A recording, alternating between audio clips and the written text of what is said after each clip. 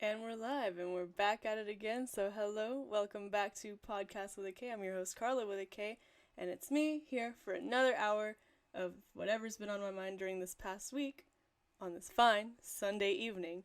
Hope everyone's doing great. Hope everyone's had a fantastic week. I had a sort of a busy one, but this weekend was fun. Saturday, the temperature finally hit above 50 for like a few hours. So me and a friend went to the beach. It was really nice. Obviously did not go in the water. It was still way too cold for that. But the space itself was cool. We went to Waterford, Connecticut, if anyone knows where that is. Shout outs to Waterford. Um, there's a really cool spot called Harkness Park or something like that. It's essentially these really pretty gardens, and we got a lot of pictures there. There's also like an old I don't know what it was. It was like an asylum type place, abandoned now. But again, really cool pictures, really cool beach too. It was kind of cliffside, kind of rocky, but then there were these really nice clearings of just like really smooth sand. So of course we just went, had a good time, watched the waves crash, took some pictures. There was a like log thing that was sticking out of a fallen tree type place, so try to get some pictures hanging off of there. But yeah, it was fun. And then afterwards, there was a virtual concert of my absolute favorite and the reason that I even gave country music a second glance to begin with, Hunter Hayes. Um, and it was so cool. He looped himself playing the backup instrumentals for his own songs. So it was really cool because on the main screen it was him, singing and then playing like his main guitar, and then there was keyboard, bass, and drums. It was really cool. Made me think, if only I dedicated more time to music. If only I was better at music. But then I was like, nah, he's a musician. He gets paid to practice all day. Of course he's amazing at it. But it was really good. So the first song you just heard was The One That Got Away by Hunter Hayes, of course. I think it's a single for a new album. He did mention something about a new album coming out. But it was just such a weird, like, nostalgic day because we'd been talking about how time hasn't felt real because it was around this time last year that we all got sent home because pandemic, and it was really interesting, like when we realized that's why right now feels so weird in time, because alternatively this would just be, oh, getting ready for spring break, but now we have the context of, this is when everything fell apart. So to go to the beach on a random day, just on a random Saturday, was weird because last year that's what we'd done. And then to see Hunter Hayes, like, even though it was virtually, was really weird for me personally because I'd seen Hunter Hayes before at a different school spring concert. Not my own school, it was a friend, and I went with her as her guest. And it's just been like a really nice, really cool, but also weirdly nostalgic weekend. And also, I went to sleep at like midnight yesterday, which for me is bizarre. That's just unheard of. But yeah, I went to sleep at like midnight, woke up at around 4, was like, that wasn't supposed to happen. Anyway, back to sleep I go. Anyway, hello Leo in chat. Hello Mac in chat also. Mac comments, so weird how everything changed in a year with this pandemic. I know, it's weird to think about, and I know everyone's going to be talking about it, everyone's going to be saying it, but it's true, and I feel like our perception of time has kind of been thrown off because of it. Um, Side note, I guess, would also be daylight savings time. What a scam. Was that last week or 2 weeks ago? Doesn't matter because that's something that I want to talk about on today's episode of the show. um, Today's topics, I guess I can go ahead and introduce. It's been long requested. Um, it's been something I've touched on before that I think is interesting. Not that I necessarily buy into, but that I love reading about, and that is conspiracy theories. I've talked about conspiracy theories in the past before. We do one every, well, I guess academic year, so every other season of the show because I treat each semester as a season. Once I graduate, we'll see what happens with my measurement of time in terms of the podcast. But conspiracy theories. If you've been listening for a while, you know that we've talked, I think my favorite one ever was about the moon. And we talked about that recently also, about how, like, the moon be controlling things. But one of the questions posed was, what is the moon made out of? Because there's theories about how, like, it wasn't even a moon, it's like a hidden spaceship, or like there's stuff living on the moon. Bunch of really, really weird stuff. And then from there, we went on to talk about the dinosaurs or something, and how dinosaurs weren't real? Question mark? And the takeaway from this was that the moon is made out of old dinosaur bones. I wish I had the context for you. I wish I remembered my own conversations. But if you want to listen to that episode and haven't yet, it is available on all major podcast listening platforms. If you go to anchor.fm/podcast with a K, you'll find links to pretty much everything. I know it's on Spotify, Apple Podcast, and Google Podcast, as well as a few others. If not, you can go to the bit.ly link for the podcast, which is bit.ly/podkast, and it'll take you to the YouTube playlist, which has the links to essentially everything else, because this was originally only on YouTube. Now it's everywhere. Unless anyone wants to strike an exclusive podcast streaming deal, hit me up. Anyway, that's not what I'm here for. What I'm here for is to talk about new conspiracy theories that I have discovered and found interesting. Not, again, that I necessarily buy into, because a lot of these are a little, I'm not going to say controversial, but they do kind of touch slightly on, I guess, political, governmental influence, which whatever, you know.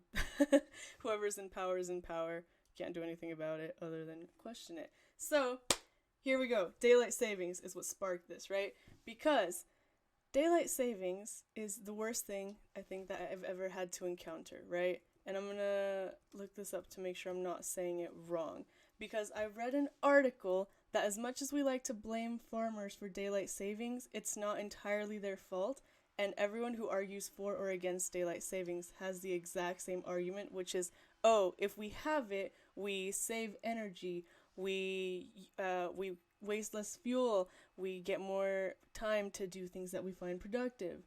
And that's what each side of the argument says. And I read about daylight savings for way too long, just got mad again that it existed, and moved on. But it is interesting that daylight savings was apparently originally pushed because the guy that invented it got up mad early one morning. It was super bright out, and he was the only one around. And he's like, hey, why am I the only one awake? Everyone else should also be awake right now too. Look how pretty the day is. But then the farmers were like, no, dude, we can't be up this early, because even though we have decided that it is now early, the grass is still wet. We still can't do our work. We gotta wait for everything to be in prime conditions for farming. So what's up? And this is annoying to me because my entire life I've been blaming farmers. So consider this my official apology to farmers for blaming them for daylight savings time. I will say I've been interested in the topic of daylight savings time for a while. I remember in 4th grade one time I mentioned my annoyance at daylight savings and that we should never have invented it. And this girl was like, oh, we didn't invent it. Daylight savings exists because of the sun and the way it orbits and because the earth shifts or something. And I'm pretty sure we just done like a section on the solar system during which it was mentioned that as the earth goes about its orbit, it shifts, but so minusculely, right? Because like it's on an axis, space be out here spacing. I don't remember because I was 9, and then I never had to like learn about it again. I'm sorry to anyone that came here for space facts. But this girl said that the sun was to blame for daylight savings because of the way that it was positioned in relation to the earth, and that in space things shifted. And I was like, no, dude, we invented how we perceive time. So it was us that decided, yo, I want it to be an hour earlier now. And being 9 again and not knowing how science works, I wasn't able to so eloquently as I am now, barely, right, argue my point. So I was just like, I don't know how to argue this, so people are going to think I'm dumb. So consider this also my official statement to my 4th grade class that I know what daylight savings time is, and it was Megan that did not know what daylight savings time was. Alright? I'm still bitter. It's been like way too many years. It's been 15 years. Has it been 15 years? I also cannot do math. Yeah, that's my rant on daylight savings. But from here, we go into so many more theories because much like not last week, but the solo episode before that, because we've been doing 1 week with guests, 1 week without, just to kind of like balance, I guess. I don't know what I'm balancing. That's just the format that the show has taken this season.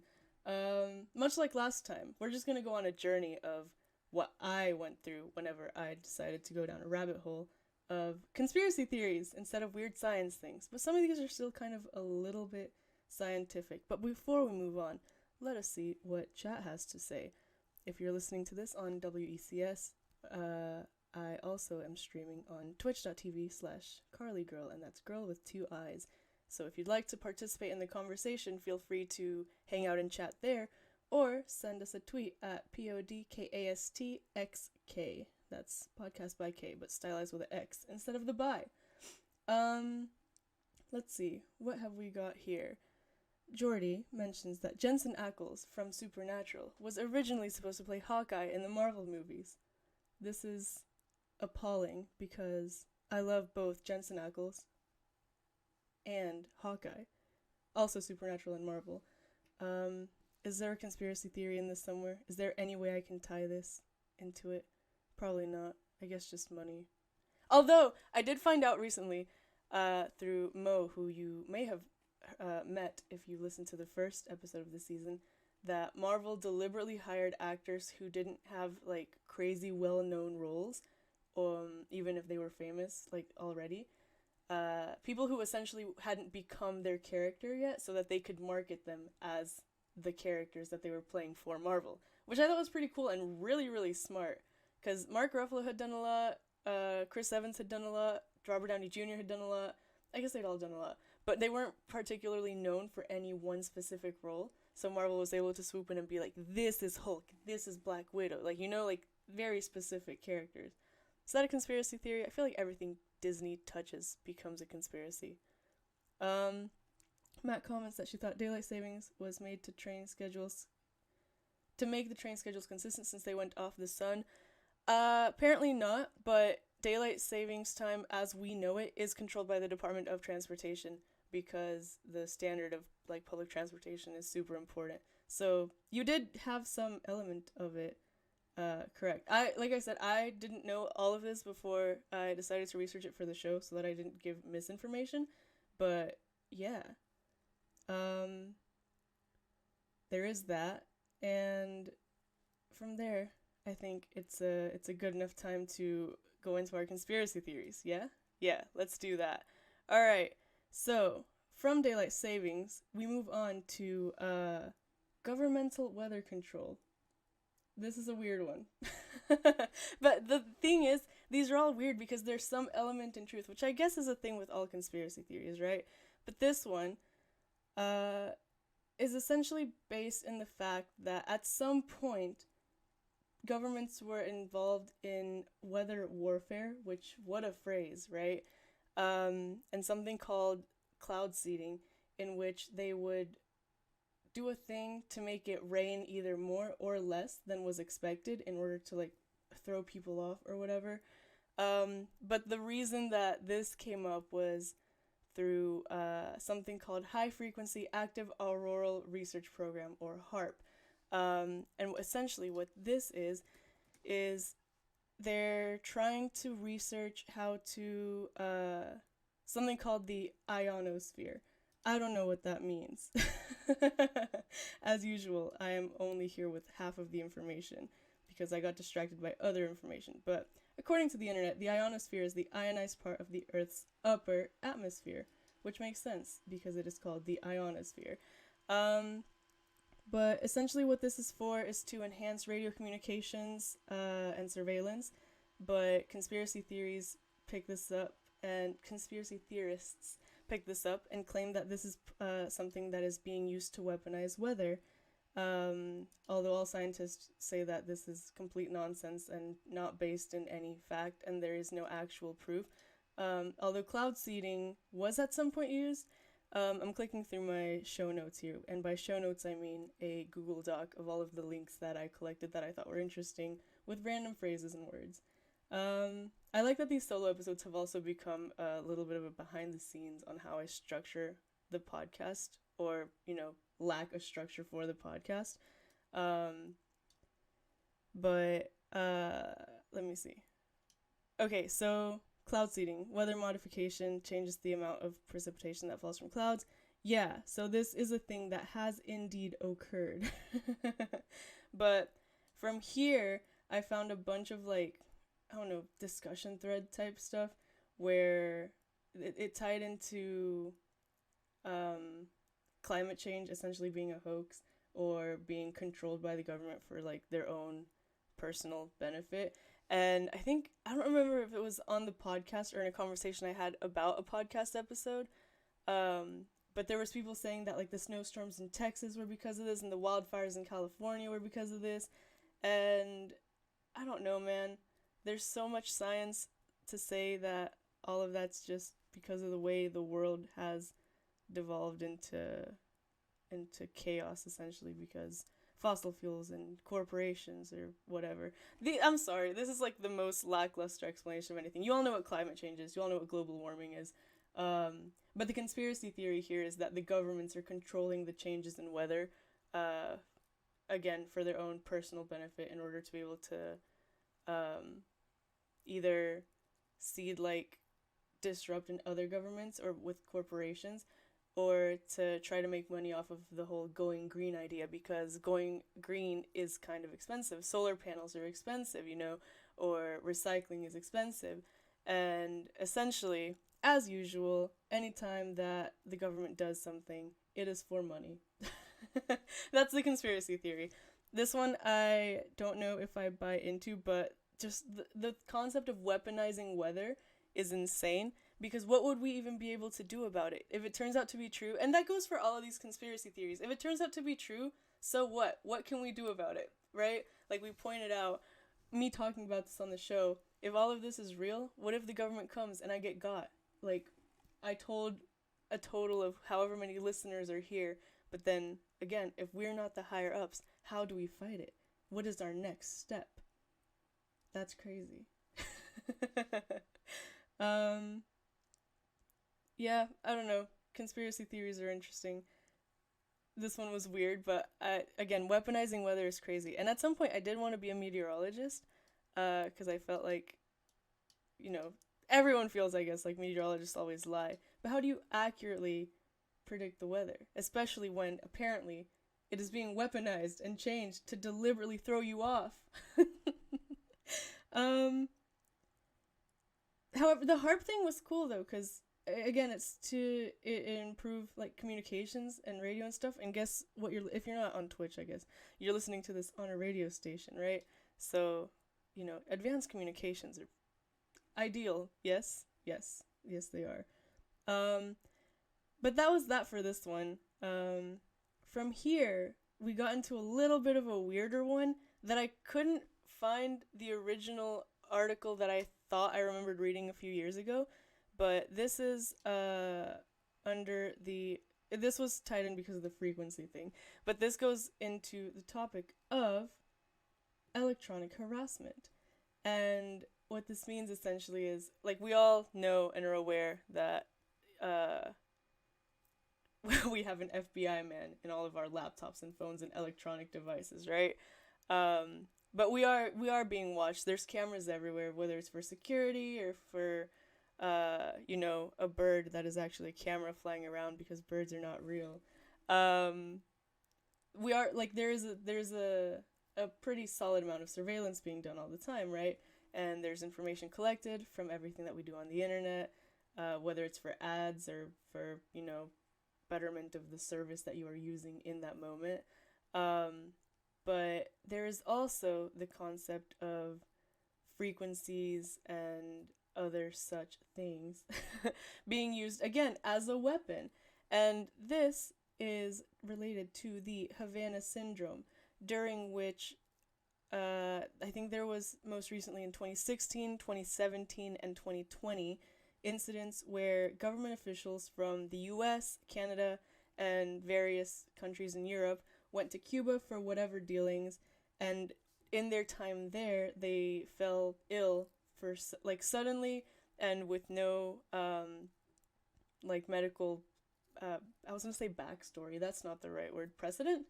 And like essentially they fell ill without cause, and there were a few of them that reported hearing like a grating sound at some point that was unnatural and disturbing, and they didn't know what it was and they didn't know why they were hearing it, but they just kind of discarded it as background noise. But however, they fell ill, and the whenever they went to get checked up, they were exhibiting symptoms similar to concussions or other such brain injuries, and this was attributed to the microwave auditory effect, in which different waves of different frequencies could potentially be affecting somebody enough to the point to fall ill, because there are and have been sonic weapons, and at high power frequencies this could cause hearing loss or even lung and liver damage if exposed to it for long enough at a high enough frequency. And in low power frequencies, you would only exhibit like nausea or just discomfort or be disoriented. And although the Cuban government denied completely being involved in this or doing this in any way, shape, or form on purpose, the people that were there, you know, they still fell ill, they still had these symptoms, and whenever the other governments became suspicious of this and pulled their people out, well, most of their people out, the ones that they left there for whatever meetings had to be had, were still sick and were still feeling sick. And to this day, like, they've still denied this ever happening, although they say that the most probable cause was this, the microwave auditory effect. And they tried to figure out if it was, you know, the tech in the space, or like even something as kind of different as like insects like flying around, like cicadas and mosquitoes also, like, you know, they emit that sound, and there's sounds that are like too high or too low to be perceived, but they weren't able to find any one specific cause. The only thing that they found is that the most likely explanation was that these microwaves, not like microwave like you put your food in to heat it up, but these frequencies were what is causing them to fall ill. And I thought I remembered reading something about, I don't remember if it was Cuba, I thought it was Cuba, of just a lot of people like all of a sudden like hearing or feeling a frequency, and it was like super disruptive, and I couldn't find it, and I was like, what if this is the Mandela effect on top of it all? I think I've talked about the Mandela effect a lot on this show, but I couldn't find the original article that I was thinking about, but I thought I remembered reading, again, in 2016, something about this happening, but it wasn't like government officials. I thought it was just like random people in general, although all I found under the articles about the Havana syndrome were again about these government officials that were there and suddenly fell ill, because they ruled out literally everything else, right?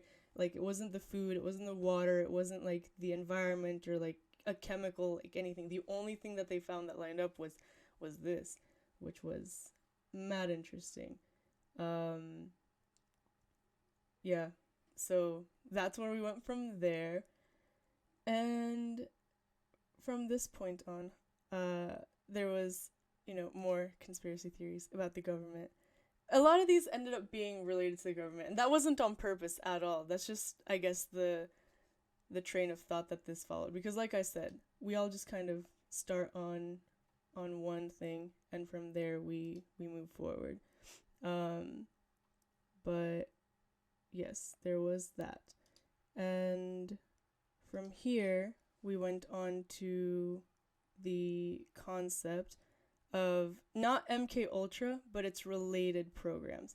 And that in it of itself was super, super interesting. Because I think MKUltra has been mentioned a lot in other conspiracy theory podcasts. And as interesting as it is, I didn't realize it was connected to so much other stuff. Um, but it is, and they're all kind of on the same wavelength of um, what's it called? Of mind control in a way. But this is the one that I thought was the most intriguing, just because I'd never heard of it. It would appear that my camera has disappeared on Twitch, so please hold while we switch that. This works. We're back on the 144p quality camera. That's cool. It's fine. Everything is fine. One day we'll figure this out with no technical difficulties. I thought this was gonna be the one, but turns out this was not the one.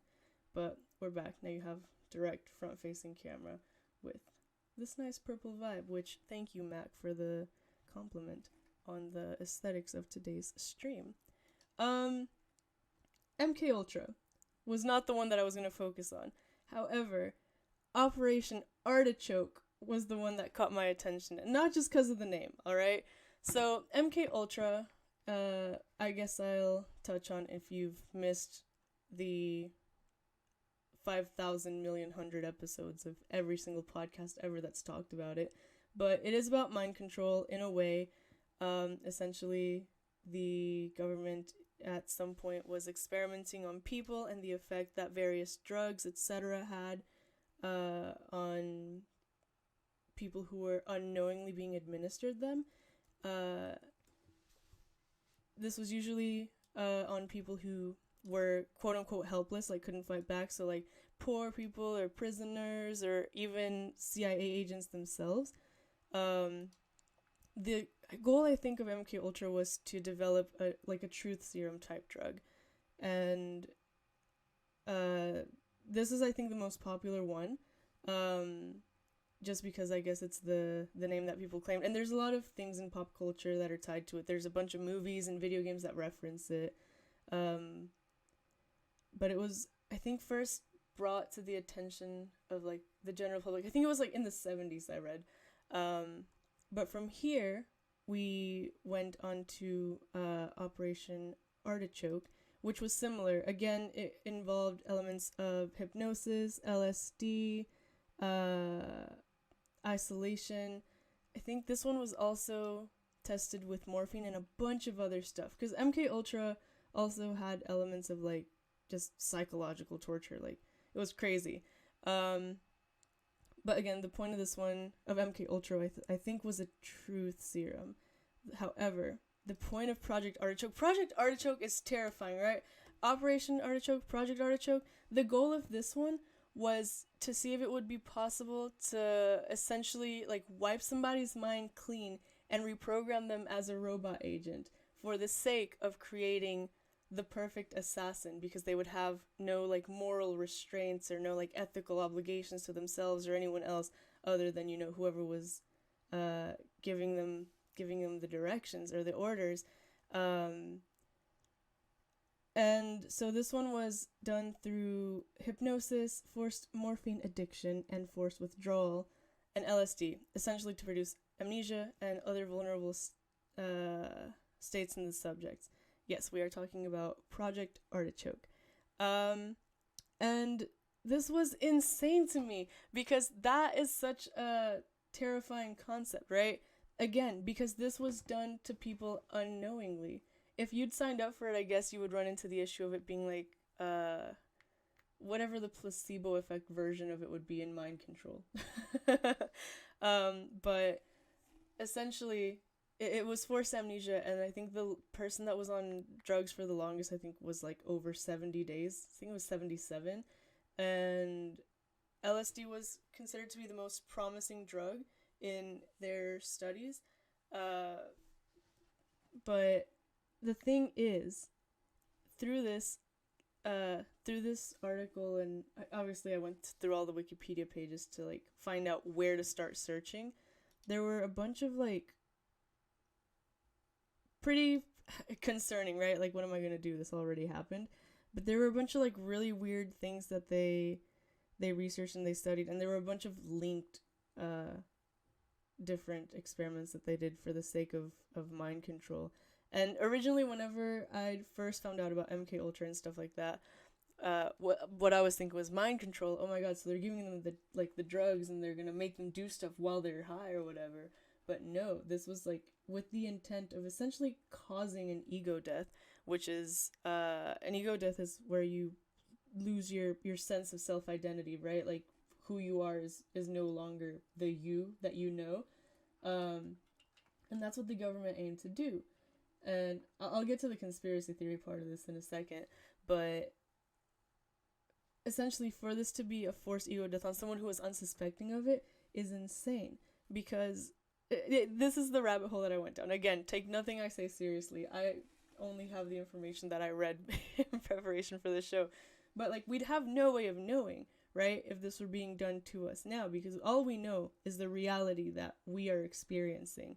And for example, I remember when I was a kid and I found out that there was fluoride in our water, I was like, wait, so we just be drinking things?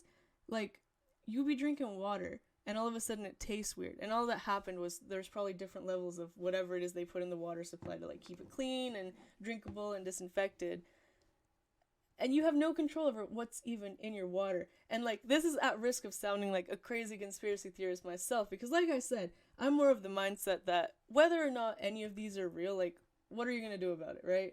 Like, what power do we as individuals have to do something about it? Like, I'm sure, yeah, if we all were like, hey, government, we know you're doing the thing, stop doing the thing, the government would probably be like, nah, dude. And if we all organized to do something, they'd be like, maybe, dude. But like, is that ever gonna happen? I don't know. I'm not psychic.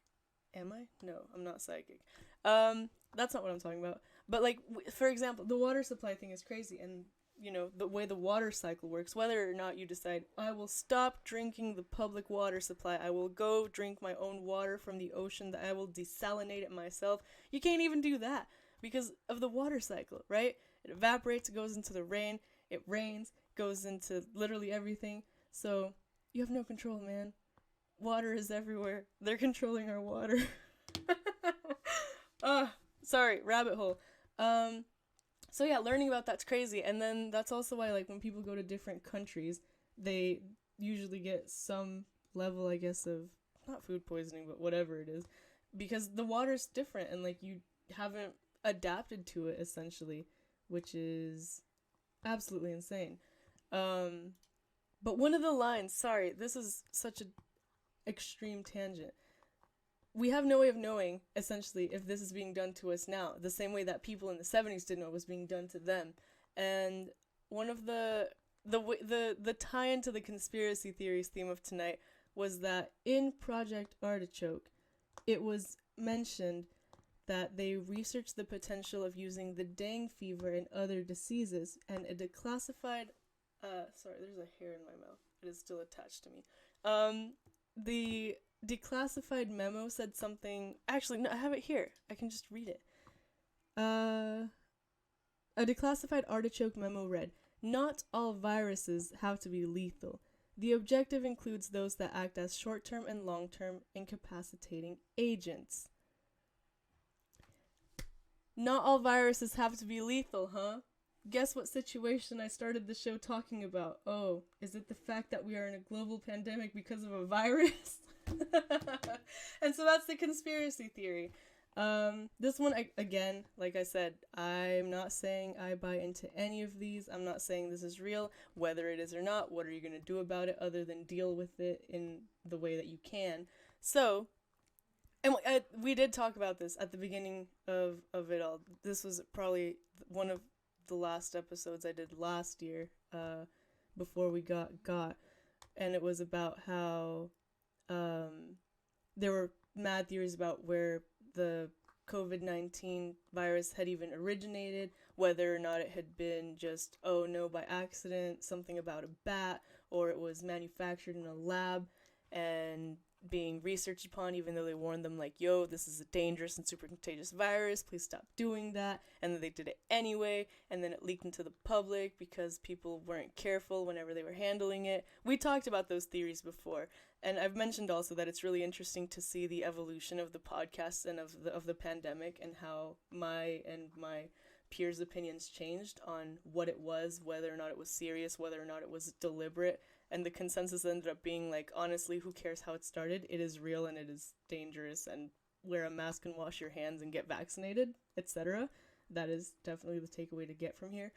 But the conspiracy theory is because one of the symptoms of it is like brain fog, disorientation, things like that. And as with any sickness, right, when you, even if you have a cold or whether you have allergies, when you're sick, you don't feel like 100% yourself, right? So the conspiracy theory here is that it is a deliberate thing, essentially, right? Because what's to say that the government's not doing it again? So yes, again, as usual, very interesting. I don't know what to do with that information, but the fact that the government even considered this at some point in the past is terrifying, right? Using, and I mean, that's also, again, not entirely a strange concept for them to use or weaponize a virus or an illness. That's unfortunately been a thing that's happened in way too many situations. And especially because in Project Artichoke, the more you read into it, I mean, it says it right here. They sought to establish control over what they perceived as the weaker and less intelligent segments of society. And you see this time and time again, anytime there's a crisis, the people that are affected are essentially the poor and the marginalized, which, you know, it sucks. It kind of feeds into the whole concept of systemic oppression, which isn't the happiest of takeaways here, I know. But that's the information. That's the theory. And then from here, I'm glad that I kept like going back and forth between the articles and the like the original thing, because I ended up just looking up list of conspiracy theories once I realized that I was just clicking through different conspiracy theories. I did find a thing in the conspiracy theories wiki that says that oftentimes conspiracy theorists are described as suffering from illusory pattern perception, which is where you seek patterns in unrelated information and start to essentially put the pieces together for things that aren't there. And this is called I think it's called apophenia. And so I was reading that, right? And I was like, what if that's a conspiracy theory? What if they're trying to discredit conspiracy theorists because conspiracy theorists are actually right and they did find the patterns that were hidden there all along, and all of these secret messages aren't secret messages at all. They were there in front of our face, and they're trying to say that this is a symptom of whatever. What was it? Apophenia. Or something? What? Yes. What if they're just trying to make it seem like they're all crazy, but actually they're the only ones that are seeing the truth? And so that's when I was like, all right, I need to take a break from conspiracy theories. But yeah, that's essentially the rabbit hole I went down, and it was a lot. Like whenever this started, when did this come to mind? Oh yeah, so this came to mind when daylight savings time started, right? I was mad about that, so I researched it. And, like, I'd been clicking through these, like, if you open the Chrome app on my phone, you'll see, what happened? You'll see, like, that I have, like, a bunch of different wiki tabs usually open just because I thought of something, I looked it up, and then I just never closed it. And so this morning, when I woke up I think I woke up at, like, 8 or 9, crazy early, because I fell asleep, again, crazy early. I'm telling you, before I went to get lunch at like 11 or 12, I was sitting here for a good hour or two just clicking through different conspiracy theories. And until I found the thing about apophenia, I was like, alright, I feel called out. I'ma stop. And then today, when I was talking about like my plan for today's show, I mentioned this to one of my friends, and she was like, well, I don't know, because we naturally and instinctively seek out patterns because we're creatures of habit, and we seek out familiarity, however you say that, things that are familiar to us. And so seeking out patterns in and of itself isn't inherently insane. And I was like, true, but I think this is referring to the people that like find these patterns and seek these patterns out and believe that every single piece that they're connecting is the one true way, right? And she was like, yeah, but that's like not normal people. I'm like, yeah, so this is conspiracy theorists though. But what if they're right, because what if they are right? I don't know what to do with that. Like, what would you do if you found out that every single one of these episodes of a podcast of someone just going down a rabbit hole of things that may or may not be connected? What if all of these were real? Again, what do we do about it? I don't care what we do about any of these, honestly, except for daylight savings. I want it to stop being dark at 4 o'clock. I want the sun to set at a normal time. I'm not going to ever wake up whenever there's still dew on the grass or whatever it was that the farmers complained about. None of this really matters. I need it to not be that dark, alright? The other day, I was in the office at the radio station, and I usually had gotten used to whenever the sun starts going down, it's about time to, like, check what time it is, start getting my stuff together, because it's about time for dinner. I usually eat around, like, I want to say 7-ish, around 7, and after daylight savings shifted, I was on my phone, and I get a message around, like, 7:30 or something, being like, yo, where are you? And I'm like, oh my god, I lost track of time. And I look outside, and the sun's just now, like, setting at that time, and I was like, wow, I got by daylight savings. That's embarrassing. But yeah, that's my thoughts on all of that. Jordy in chat says we can agree that daylight savings is whack. But I feel like I would like to know more about what the impact would be of it, like, in today's world, right? Because again, like I said, it is controlled, I guess, by the Department of Transportation, so that public transportation, like Mac mentioned, the trains, can all be uniform in some way, because not every state even, like, I was gonna say not every country, but not even every state observes daylight savings. So it's interesting to see how we all have to deal with that. And time zones are already weird enough as it is, without daylight savings having to be thrown into the mix. But I would like to know what the impact of it would be if we were to decide on just one set universal time, which I found out is called wartime, or nicknamed wartime, because the only time that it's been, disregarded since its invention, since its installment, has been, like, in times of war and stuff like that. So I guess conspiracy theory, what if they're calling it wartime to make us not want to go with it, because we're like, war is bad, so if we don't have daylight savings time, that means we're living in war times, and war is bad, so we have to have daylight savings, otherwise we're living in a war. New conspiracy theory? Did I just invent it? Has the internet already thought of it? I don't know. Y'all tell me. But question from chat from Jordy says, if daylight savings were to be abolished, would you rather it stay this time or go back to the other time? She likes it this way better when it's light longer in the evening. Max says this time, but old sun rising. Like I said, my main concern is when the sun sets. I feel like the sun setting at, like, 7 is a decent time for it to set. I am a fan of summer, and my own personal theory is that we're drawn to the season we were born in, although it's been disproven by a lot of people. I have no way of proving if this is true or false. This is just what I've encountered in life. But I like when the sun sets a little later, because, again, it's perfect, because that's how I know when it's dinner time. And whenever I'm home, I have a box turtle, and I like to take him outside to get some fresh air.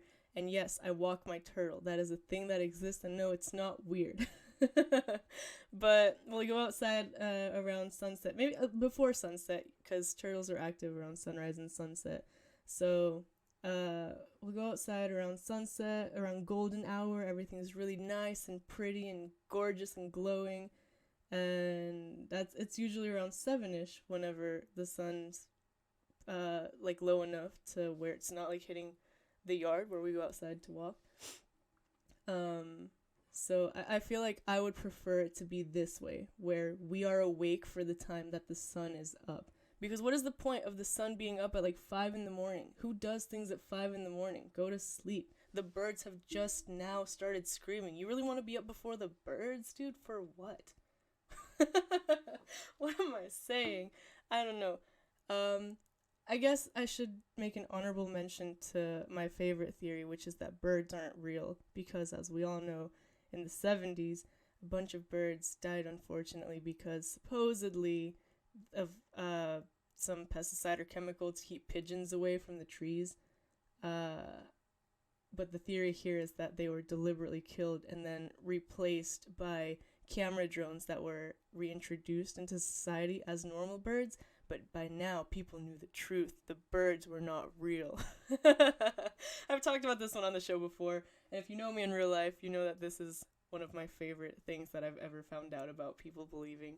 Birds are... I have a sticker that says birds aren't real on my laptop, and if you're watching on Twitch, I think the YouTube command takes you to my birds aren't real video, which I made for a final film project. So there's my thoughts on that particular theory.